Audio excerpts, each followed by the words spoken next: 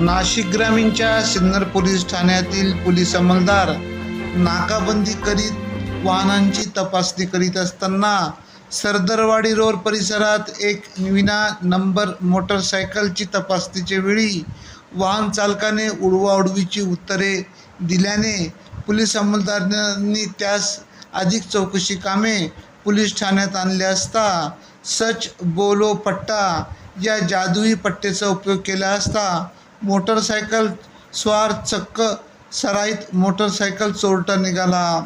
करण रामशरण शर्मा वय 32 राहणार सहवासनगर कालिका मंदिरामागे मुंबई नाका नाशिक याने घोटी ओझर सिन्नर मुंबई नाका परिसरातून मोटरसायकल चोरल्याची कबुली दिली। त्याच्या ताब्यातून 2 लाख रुपये किमतीच्या 5 मोटरसायकली जप्त करण्यात आल्या।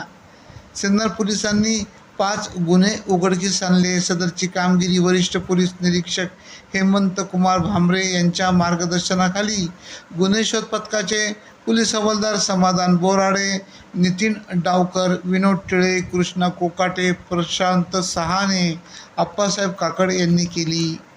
AKP न्यूज साठी मुख्य संपादक अनवर खान पठाण, नाशिक।